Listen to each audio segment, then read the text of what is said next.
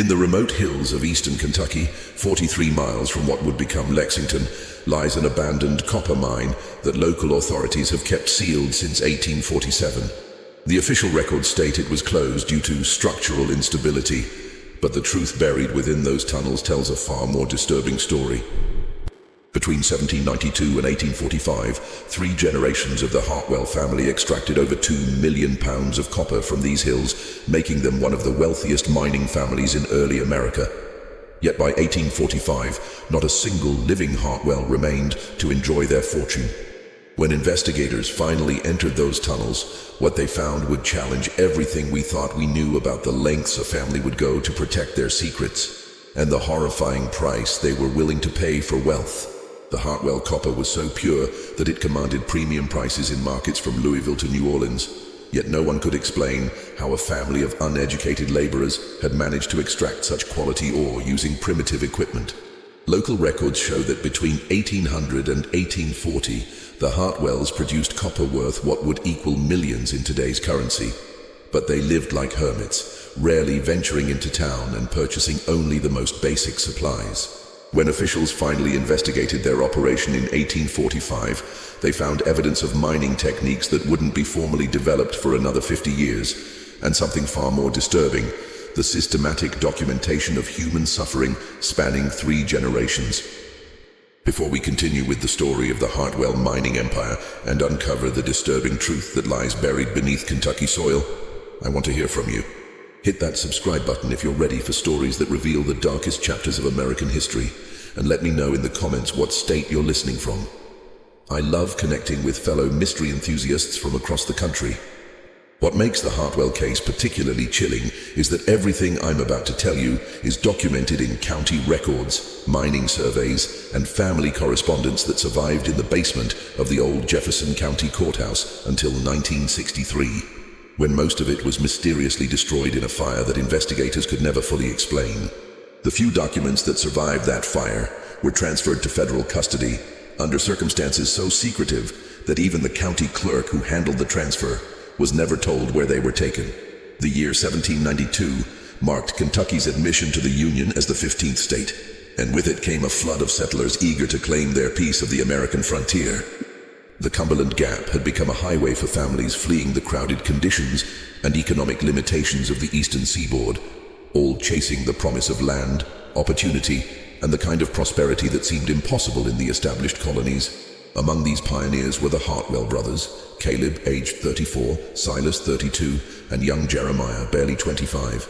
They arrived in the Cumberland Gap region with little more than mining tools inherited from their father's failed ironworks in western Pennsylvania, and an unshakable belief that the Kentucky hills held fortune for those brave enough to dig for it. The brothers were products of their harsh environment, shaped by generations of industrial labor that had slowly poisoned their family line.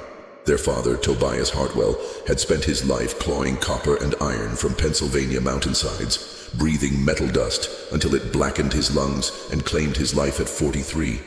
Their grandfather, Ezekiel, had worked the same mines before him, dying of what local physicians called miner's consumption at an even younger age. Their mother, Sarah, had died in childbirth trying to deliver a 4th son, her body weakened by years of exposure to the metal dust that permeated their home. This legacy of industrial death had left the brothers to raise themselves in the shadow of grinding poverty and a family history that seemed cursed by metal and stone. This background forged them into men who understood that in America, wealth was not inherited. It was torn from the earth with bloody hands and unwavering determination. But it also gave them an intimate knowledge of mining techniques, metallurgy, and the human cost of extracting wealth from stone. They had watched their father experiment with different extraction methods, seen him modify tools to work more efficiently in dangerous conditions, and most importantly, they had observed his meticulous documentation of which techniques killed workers quickly and which allowed them to survive long enough to be profitable. Caleb, the eldest, possessed the sharp business mind that would later orchestrate the family's rise and catastrophic fall. His letters to suppliers in Louisville, preserved in the Kentucky Historical Society archives, reveal a man obsessed with precision and secrecy. He could calculate ore yields, estimate market prices, and negotiate transportation contracts with a sophistication that suggested formal education. yet no records exist of him ever attending school. His handwriting was precise and educated, his knowledge of chemistry and metallurgy extensive, and his understanding of human anatomy disturbingly detailed for a frontier miner. Silas was the muscle, broad-shouldered and tireless, capable of working 16-hour shifts in conditions that would break lesser men. But Pennsylvania mining records suggest that Silas had also worked as an overseer in operations that used both free and slave labor, developing techniques for managing workers in extremely dangerous conditions. His expertise in what he euphemistically called labor efficiency would prove crucial when the family began expanding their operations beyond simple copper extraction. Jeremiah, despite his youth, had an almost supernatural ability to read rock formations and trace mineral veins through solid stone. This skill, passed down through generations of Hartwell miners, allowed him to locate ore deposits that other prospectors missed entirely. But Jeremiah also possessed something his older brothers lacked: a detailed journal inherited from his grandfather that contained mining techniques, chemical formulas, and what appeared to be medical observations spanning 3 generations of Pennsylvania mining operations. The land they eventually claimed sat in a valley where 3 small creeks converged, creating what early settlers called the Copper Basin, due to the distinctive green streaks visible in the exposed rock faces. Previous prospectors had dismissed the area as too remote and difficult to access, but the Hartwell brothers saw opportunity where others saw obstacles. The isolation that deterred other miners was exactly what they needed for the kind of operation they had in mind. They built their first cabin on a ridge overlooking the valley, positioned strategically to monitor anyone approaching their claim. The cabin was constructed with features that seemed excessive for a simple mining camp: thick stone walls, narrow windows that could serve as defensive positions, and a root cellar that extended far deeper into the hillside than necessary for food storage. Local settlers who visited the Hartwell claim in its early days reported feeling unwelcome and noted that the brothers seemed to be preparing for some kind of siege. The early Kentucky frontier was a place where a man's success depended entirely on his ability to protect what he had built. Land disputes were settled with violence, claim jumpers operated with impunity, and the nearest law enforcement might be 3 days' ride away. In this environment, the Hartwell brothers' natural suspicion and secretiveness served them well, perhaps too well. They established relationships with local Native American tribes not out of friendship, but to create early warning systems against potential threats. They hired drifters and desperate men to work their claim, but these workers had a disturbing tendency to disappear after short periods of employment. By late 1792, they had sunk their first exploratory shaft and discovered what would change their lives forever: a vein of copper so pure and extensive that Caleb's initial survey suggested it could support continuous mining for generations. But this was not ordinary copper ore. The metal was naturally alloyed with arsenic, lead, and traces of mercury, a combination that created ore of exceptional purity, but also exceptional toxicity. The ore samples they secretly transported to Louisville for assay came back with results that exceeded their wildest dreams. But they also came with warnings about the dangerous nature of the metal compounds they were extracting. The brothers understood the warnings better than the assayers who issued them. They had grown up watching their family die from similar metal poisoning, and they recognized in this Kentucky copper vein both an opportunity for wealth and a continuation of the family curse that had claimed their ancestors. What began as a simple mining operation was about to become something far more complex and infinitely more sinister. The winter of 1794 brought the first clear sign that the Hartwell mine was more dangerous than even the brothers had anticipated, and more importantly, that their response to this danger would reveal the depths of their moral corruption. Jeremiah emerged from a particularly deep shaft in early December, complaining of severe headaches and difficulty breathing, symptoms his brothers initially attributed to the brutal physical demands of underground work. But within weeks, dark patches began appearing on his skin, starting at his hands and spreading up his arms like some terrible stain seeping from within. Rather than seeking medical attention or reducing his exposure to the mine, Jeremiah began keeping detailed notes about his symptoms. His journal, discovered decades later, reveals that this documentation was not the desperate record-keeping of a sick man trying to understand his condition, but the systematic observation of a test subject recording data for future reference. The entries are clinical, detached, and disturbingly precise. Day 12. Discoloration has reached elbow joint. Tremors in dominant hand interfere with fine motor control approximately 3 hours after emerging from shaft. Breathing difficulty most pronounced in morning hours. Appetite diminished but not eliminated. Note, but progressing more rapidly due to higher concentrations of metallic compounds in Kentucky ore. ETU. What makes these entries particularly disturbing is not just their clinical tone, but the fact that they include detailed observations about how his condition was affecting his work productivity, suggesting that even as he was dying, Jeremiah was treating himself as a resource to be optimized rather than a human being to be saved. Dr. Marcus Pendleton, one of the few educated physicians serving the Kentucky frontier, made the 3-day journey to examine Jeremiah in February 1795. His private journal, discovered in 1959 during the renovation of an old Louisville medical college, contains the first documented account of what was happening to the Hartwell family.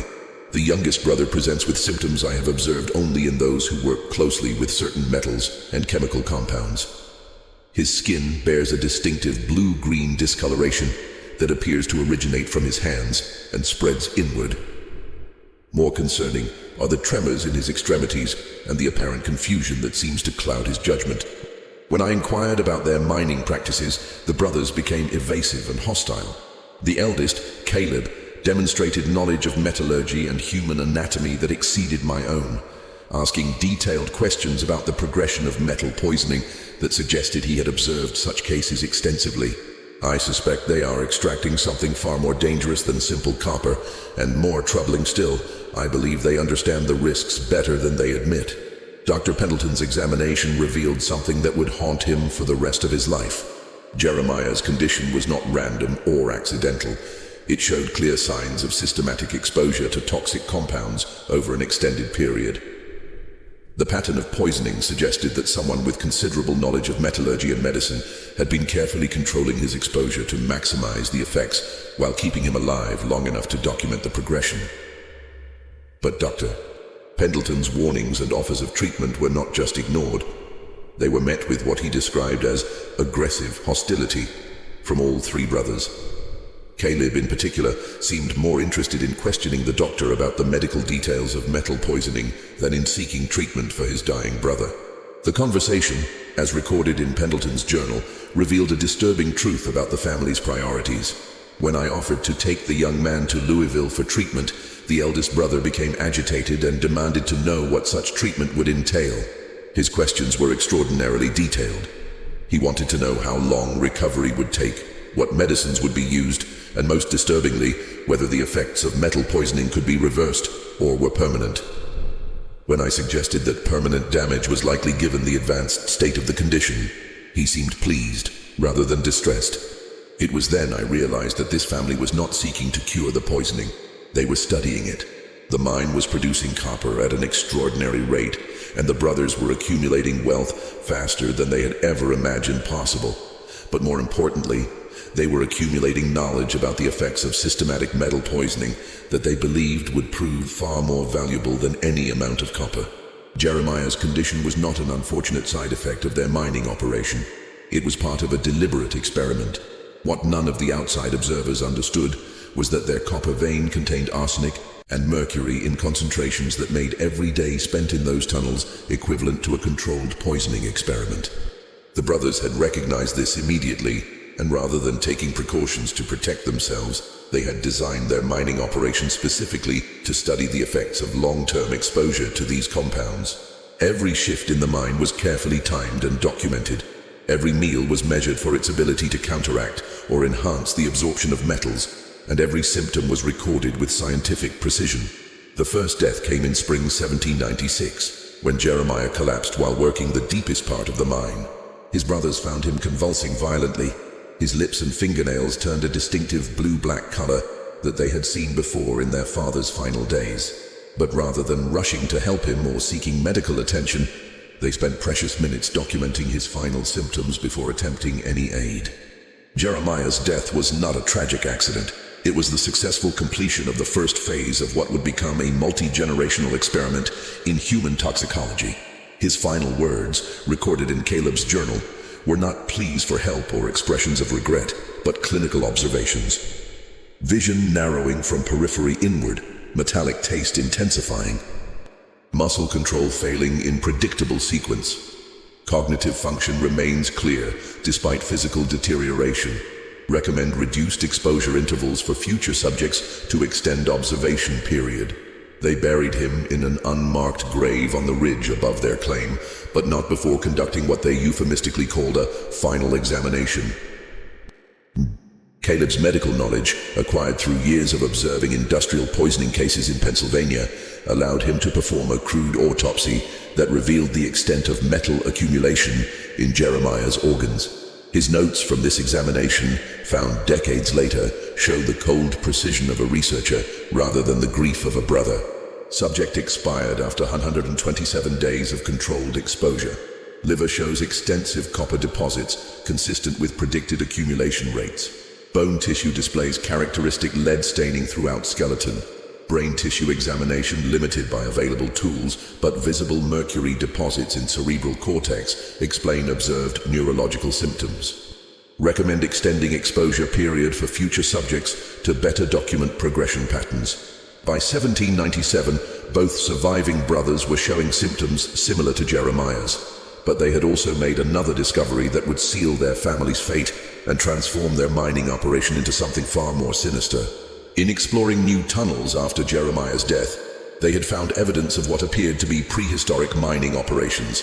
Crude stone tools and partially excavated galleries that suggested indigenous peoples had been extracting metal from these hills for centuries. More disturbing were the skeletal remains they found scattered throughout the deeper tunnels, bones that bore the same distinctive green staining they were beginning to see on their own skin. These ancient remains suggested that the toxic effects of the mine had been claiming victims for generations. But they also suggested something else that would transform the brothers' understanding of their situation. Survival was possible for those who approached the poisoning systematically and scientifically. Among the scattered bones, Caleb found several complete skeletons that showed evidence of surviving metal poisoning for extended periods. Individuals who had clearly lived with the toxic effects for years rather than months. These remains suggested that with proper management and careful exposure control, it was possible to survive the mine's toxins long enough to extract significant wealth, provided one was willing to accept the eventual cost. This discovery transformed the brothers' understanding of their situation.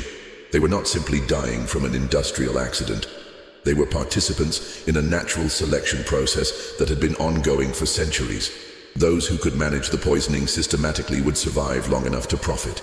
Those who couldn't would contribute their remains to the growing collection in the deeper tunnels. The deaths in the Hartwell mine might have been forgotten, another tragedy lost to the harsh realities of frontier life, except for a discovery made in 1823 that would cast long shadows over everything the family had built and reveal that their operation had expanded far beyond anything the local community had imagined. Samuel Crawford, a land surveyor working to establish new county boundaries, was mapping the area around the old Hartwell claim when he stumbled upon something that defied explanation and suggested that the mining operation had been far more extensive and far more systematic than anyone had suspected. In a ravine approximately 200 yards from the mine entrance, Crawford discovered what he initially took to be an ancient burial ground. Dozens of shallow graves dotted the hillside, marked only by rough stone cairns that bore no names, dates, or identifying information. The graves were arranged in careful rows that suggested systematic burial over an extended period, and the sheer number of burial sites indicated a death toll that far exceeded what could be explained by normal mining accidents or frontier hardships.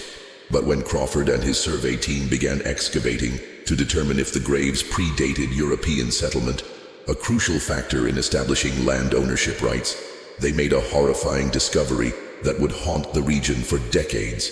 The skeletal remains were not ancient at all. Fabric scraps, metal buttons, and other artifacts clearly dated them to the late 18th and early 19th centuries, placing them squarely within the period of Hartwell mining operations. More disturbing still, many of the skeletons bore clear evidence of the same bone deformities and mineral staining found in known cases of heavy metal poisoning. The bones showed the characteristic green staining of copper accumulation, the brittle texture associated with lead poisoning, and the degraded joint structures that resulted from prolonged exposure to arsenic. But perhaps most chilling of all was the age and apparent background of the remains. Crawford's survey team determined that at least 30 of the 47 skeletons were those of children, some appearing to be no more than infants, while others showed evidence of having been robust adults before succumbing to systematic poisoning. The children's remains were particularly disturbing because they showed evidence of having lived with metal poisoning for extended periods before death. Their bones displayed the gradual deformation patterns associated with chronic exposure, rather than the acute damage seen in accidental poisoning cases. This suggested that these children had been deliberately exposed to toxic conditions over months or years, their progress carefully monitored until the poisoning finally claimed their lives. Crawford's official report, filed with the Kentucky territorial government, was deliberately vague about the details of his discovery. His private correspondence with his brother in Virginia, however, preserved in the Virginia Historical Society archives, tells a different story. We have uncovered something truly dreadful in the hills east of Lexington. The Hartwell family, who we believed had simply abandoned their mining claim and departed for parts unknown, appears to have left behind evidence of systematic murder spanning decades. The number of infant and child remains suggests either an epidemic of unprecedented proportions or something far more sinister. The arrangement of the graves and the condition of the remains suggests deliberate poisoning conducted over extended periods. I have instructed my men to seal the burial site and speak of it to no one, but I fear we have discovered only a small portion of what these people were doing in their isolated valley. But Crawford's survey had revealed only the beginning of the Hartwell family's dark legacy. Local residents, emboldened by official investigation of the burial site, began coming forward with disturbing stories they had kept secret for decades. These testimonies painted a picture of the Hartwell operation that was far more extensive and far more sinister than anyone had previously imagined. Martha Hensley, whose family had farmed land adjacent to the Hartwell claim, told authorities about strange sounds that echoed from the mine at all hours. Not the typical sounds of mining, but something far more disturbing. Her sworn statement, which remained sealed in county records until 1952, described nocturnal activities that suggested the mine was being used for purposes far beyond copper extraction. "We'd hear them crying," Martha testified. Not crying like adults cry when they're hurt or angry, but the sound children make when they're in terrible pain and there's no one to help them.